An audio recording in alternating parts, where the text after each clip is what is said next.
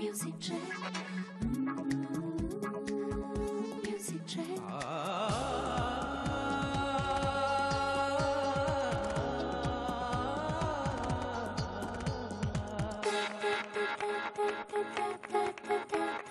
सूरताललय भावनादमय नवीन संगीत हे झाले कसे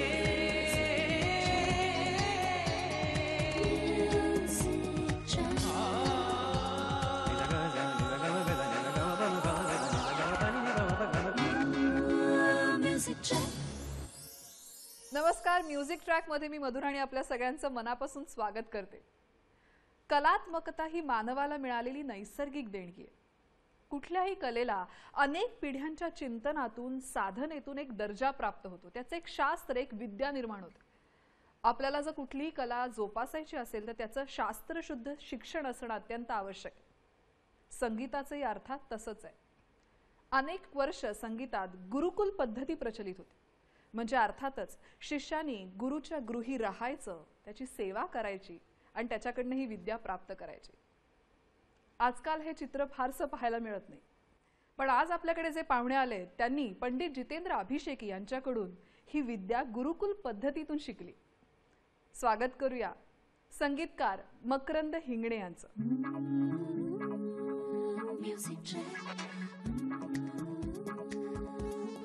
नमस्कार मकरंदजी, म्युझिक ट्रॅक मध्ये आपलं मनापासून स्वागत. मकरंदजी, एवढ्या मोठ्या गुरुचा सहवास तुम्हाला लाभलाय, इतक्या मोठ्या गुरुकडनं तुम्ही संगीत शिक्षण घेतलंय आणि अजून एक तुमची ओळख म्हणजे नाशिकच्या एका परफॉर्मिंग आर्ट्स महाविद्यालयाचे तुम्ही प्राचार्य आहात. तिथे कुठल्या कुठल्या कला शिकवल्या जातात आणि संगीताचं कशा प्रकारे शिक्षण तिथे दिलं जातं? केकेवा कॉलेज ऑफ परफॉर्मिंग आर्ट्स हे पुणे विद्यापीठातलं परफॉर्मिंग आर्ट्सचं पुणे विद्यापीठ सोडून असलेलं पहिलं महाविद्यालय आहे. अच्छा, ललित कला केंद्र पुण्याचं जे आहे ते सोडून. तर याचं वैशिष्ट्य असं आहे की गायन, वादन, नृत्य आणि नाटक या चारही विषयांचा डिग्री अभ्यासक्रम इथे शिकवला जातो. अरे वा. आणि मग संगीतात म्हणजे क्लासिकल, सुगम हेही शिकवलं जातं? संगीत अभ्यासक्रमामध्ये अभिजात संगीत म्हणजे शास्त्रीय संगीत आणि सुगम संगीताचे काही प्रकार ज्या अभ्यासक्रमामध्ये असतात त्याप्रमाणे ते शिकवले जातात. अच्छा. आणि संगीत दिग्दर्शनाचा असा काही अभ्यासक्रम आहे का? नाही, संगीत दिग्दर्शनाचा असा काही अभ्यासक्रम नाहीये. पण मुलांना वेगवेगळी कंपोजिशन करून ती वेगवेगळ्या ठिकाणी म्हणायला मात्र आम्ही उद्युक्त करत असतो. कारण संगीत शिक्षण, संगीत दिग्दर्शनाचं शिक्षण हे तसं शिकवून येत नाही. ती थोडीशी गुरुकडून आलेली प्रतिभा. म्हणजे मी उदाहरणार्थ पंडित जितेंद्र अभिषेकी बुवांकडे जे शिकलेलं आहे त्यांचा सहवास, त्यांचं वेळोवेळी मिळणारं मार्गदर्शन, त्यांच्याकडून मिळालेलं अभिजात संगीताचं शिक्षण आणि त्यांचा सुगम संगीत किंवा लाईट म्युझिक कडे बघण्याचा असलेला दृष्टिकोन, त्यांचं नाट्यसंगीतात, अभंगात आणि भावसंगीतातही फार मोठं काम आहे. तसंच उपशास्त्रीय संगीत आहे. त्याच्यातून जे काही तुम्ही ऍब्सॉर्ब केलंय, बरोबर, त्याच्यातून ते येतं असं मला वाटतं. आणि मी पंडित शंकर वैरागकर यांच्याकडेही अगोदर शिकलेलो आहे. त्यांची पण एक संगीत रचनांची एक सुंदर दृष्टी आहे. त्याच्यातूनही मी जसं मला शक्य येईल तेवढं मिळवण्याचा प्रयत्न केला. तुमच्याशी अजूनही बोलायचंय पण कार्यक्रमाच्या सुरुवातीला एक रचनाही ऐकायची, तर काय ऐकवत आहे? मी आभाळ सावळ्या कृष्णाचं हे एक गीत ऐकवतो. माधुरी माटे यांचं ते गीत आहे. बरं, त्यांनी लिहिलेले शब्द आहेत आणि ऐकवताय कोण? मी स्वतः म्हणतोय आणि माझ्याबरोबर सुखदा बेहरे म्हणून. सुखदा बेहरे, वा.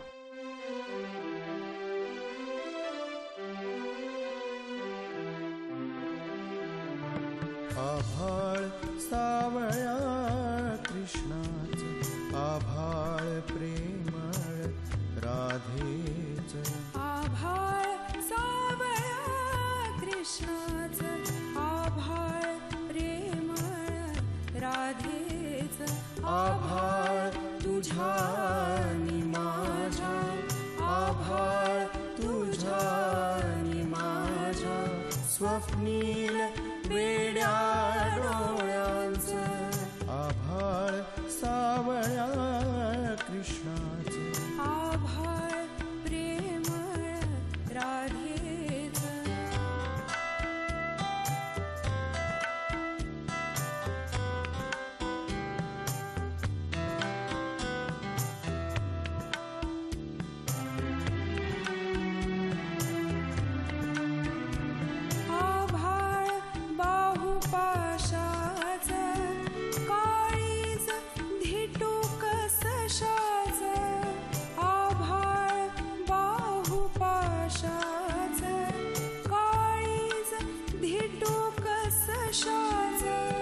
आभाळ सोनेरी आशेच आभाळ सोनेरी आशेच क्षितिज पापणी रेषेच आभाळ सावळ्या कृष्णाचं आभाळ प्रेमळ राधेचा.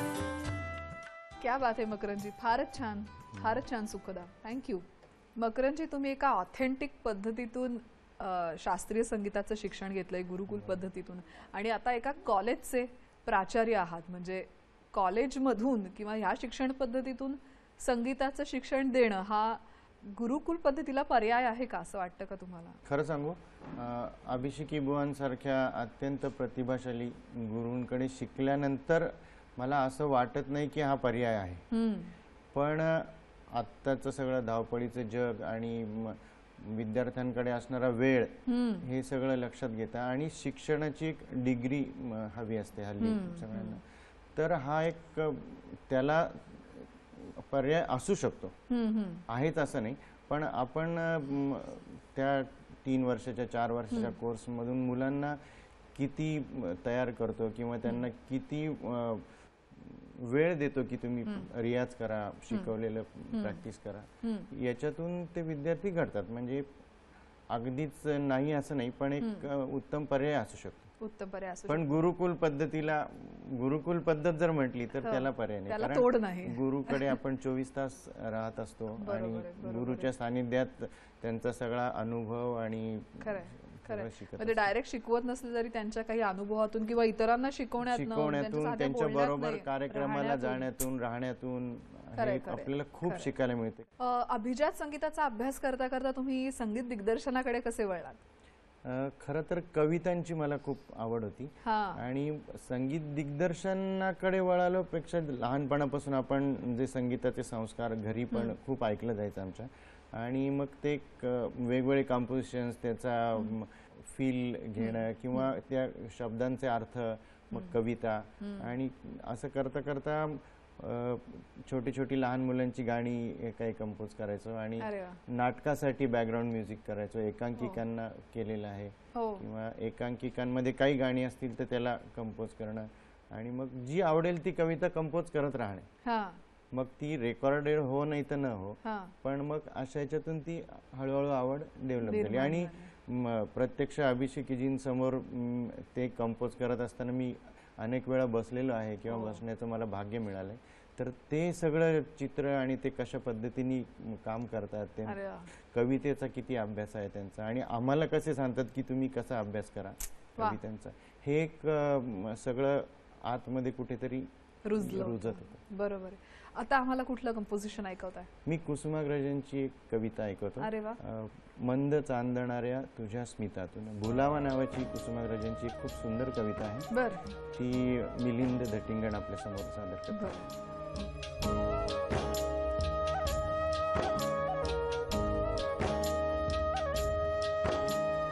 मंद चांदणाऱ्या तुझ्या स्मितातून,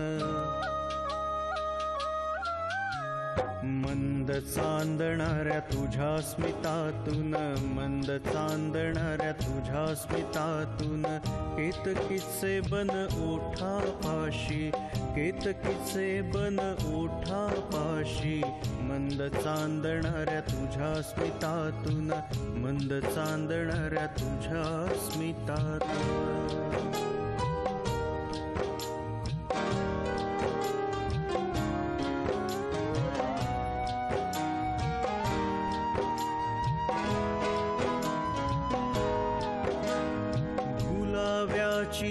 कधी पापण्यात, भुलाव्याची लीला कधी पापण्यात, खेळे चांदरात काळोखाशी, खेळे चांदरात काळोखाशी, मंद चांदणाऱ्या तुझ्या स्मितातून, मंद चांदणाऱ्या तुझ्या स्मितातून.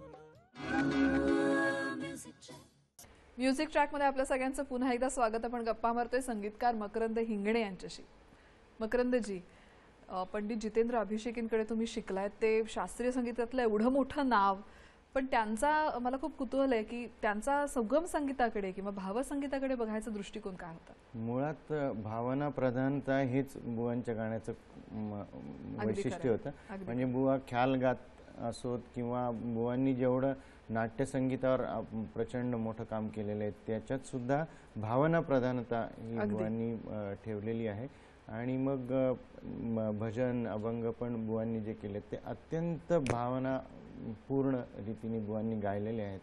आणि लाईट म्युझिकचा संबंध क्लासिकल म्युझिकशी कसा असतो आणि शास्त्रीय संगीताचा उपयोग लाईट म्युझिकमध्ये नाट्यसंगीतात अभंगात कसा केला जातो हे बुवांनी खूप उत्तम पद्धतीने दाखवलं. त्याच्यामध्ये असा भेदभाव त्यांनी कधी केला नाही. तो संगीताचा तितकाच महत्त्वाचा प्रकार आहे म्हणून त्यांचा दृष्टिकोन होता. अशा एवढ्या व्यासंगी व्यक्तीबरोबर आपल्याला त्यांचा एवढा सहवास जेव्हा लाभतो तेव्हा त्यांच्याकडनं आपण फक्त संगीत शिकतो असं नसतं, तर एक व्यक्तिमत्व म्हणून पण अनेक गोष्टी आपण ॲब्झॉर्ब करत असतो. तर तुम्ही अशा काय गोष्टी शिकलात त्यांच्या सहवासातून? बुवांच्या सहवासात म्हणजे प्रत्येक क्षणी शिक्षणच मिळत असे. म्हणजे गाण्याचं तर शिक्षण मिळतच असे, पण बुवांबरोबर कुठे कार्यक्रमाला जाणं, एक समाजामध्ये आपलं वागणं कसं असावं किंवा एक कलाकार म्हणून आपण कसं ऑर्गनायझर्सशी वागलं पाहिजे किंवा एक कलाकार म्हणून आपलं एक स्वतःचं बिहेवियर असतं ते आपण कसं ठेवलं पाहिजे आणि अभ्यास कसा वाढवला पाहिजे. म्हणजे अगदी प्रत्येक वेळी गाण्याचं शिक्षण चालू असतानाच ते सांगतील असं नाही. बाहेर जाताना पण बुवा खूप अनुभव शेअर करायचे आणि सगळ्याच शिष्यांना. म्हणजे बुवांचा मुलगा प्रसिद्ध गायक पंडित शौनक अभिषेकी पण बरोबर असायचे आणि त्यांनी असं कधी हे भेदभाव पण केला नाही की माझा मुलगा माझे शिष्य. सगळ्यांना ते प्रत्येक वेळी काही ना काही सांगत असत, अनुभव शेअर करत असत. हा एक त्यांच्या बरोबर असणं हाच एक मोठा अनुभव आणि मोठं शिक्षण. खरंय खरंय. तुमच्या गुरूंना कुठलं एखादं तुमचं कंपोजिशन तुम्हाला डेडिकेट करावं असं वाटेल? नाशिकचे कवी आहेत CL कुलकर्णी म्हणून, अज्ञात नावांनी त्यांनी खूप कविता लिहिलेल्या आहेत. तर त्याचा एक अल्बम मी प्रकाशित केला होता. तर त्याच्यातलं मी एक गाणं एकवेळी पावसाळी हे जरूर. कोण गाणार आहे? मी स्वतः गातो. एक वेळी पावसाळी, एक वेळी पावसाळी, भेटही झाली अशी, भेटही झाली अशी, वेदना भिजली तळाशी, वेदना भिजली तळाशी, उमलली गोंडस कळी, एक वेळी पावसाळी.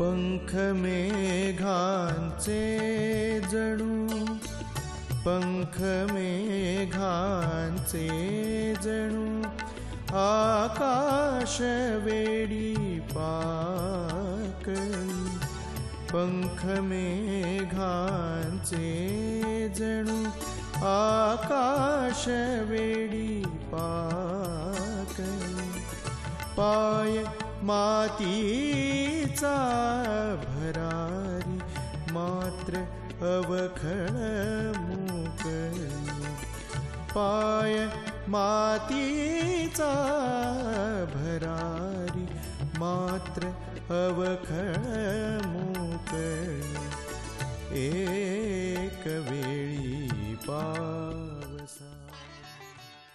मकरंदजी, नाशिकमधल्या कुसुमाग्रज प्रतिष्ठानचे पण तुम्ही ट्रस्टी आहात, तर ह्या संस्थेअंतर्गत तुम्ही संगीताविषयी काय उपक्रम करता?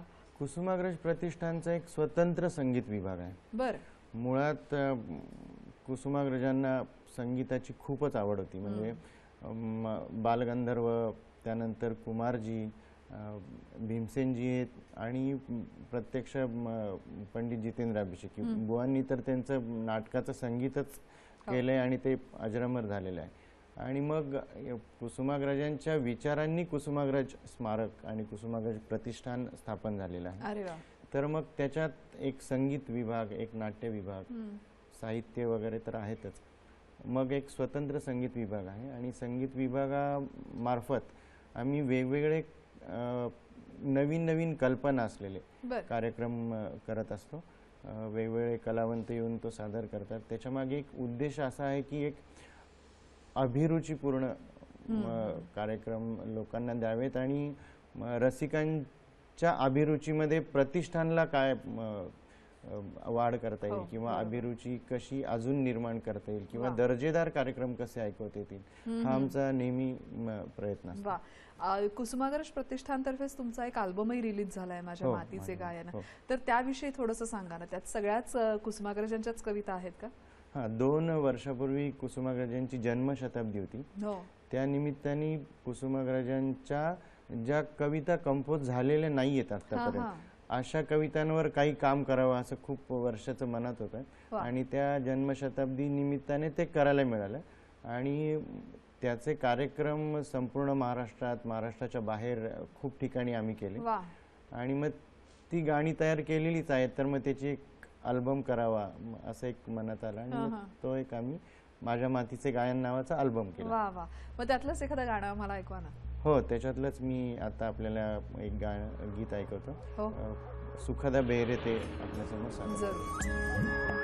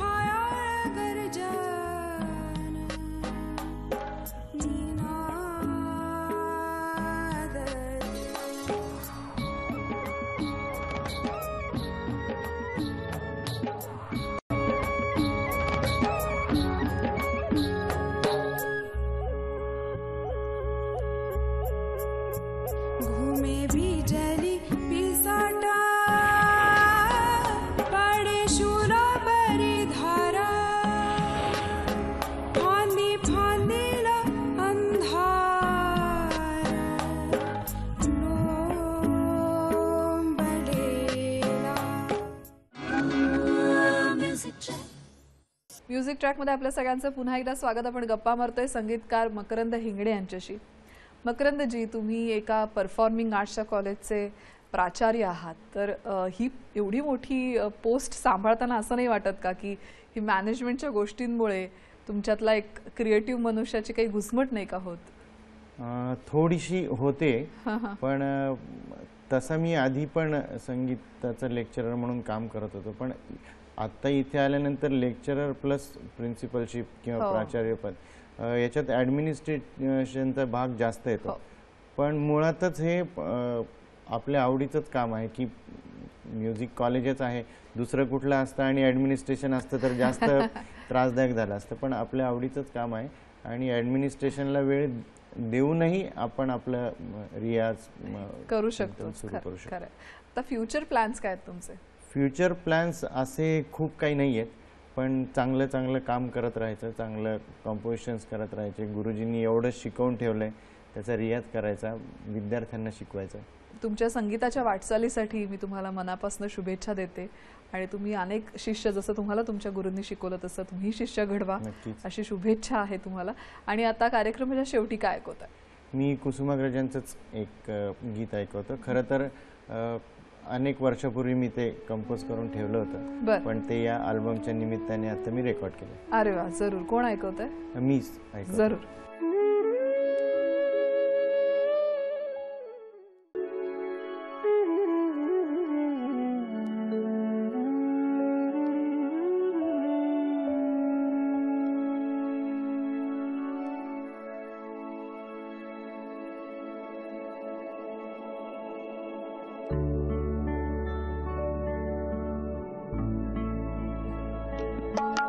आकाशतळी फुलले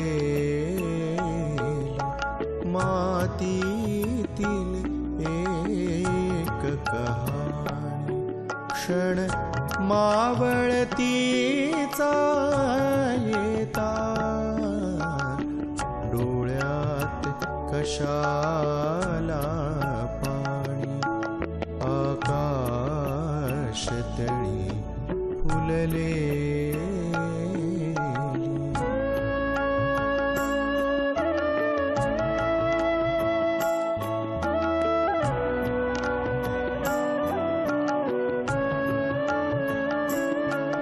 तो प्रवास सुंदर होता, आधार गतीला धरती, तेजोमय नक्षत्रांचे आश्वासन माथ्यावरती, आकाशतळी फुलले.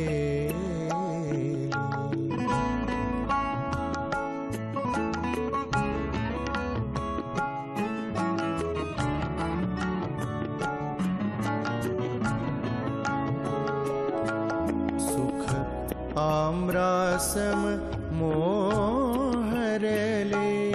सुख आम्रासम मोहरले, भवताल सुगंधित झाले, निशब्द वेदना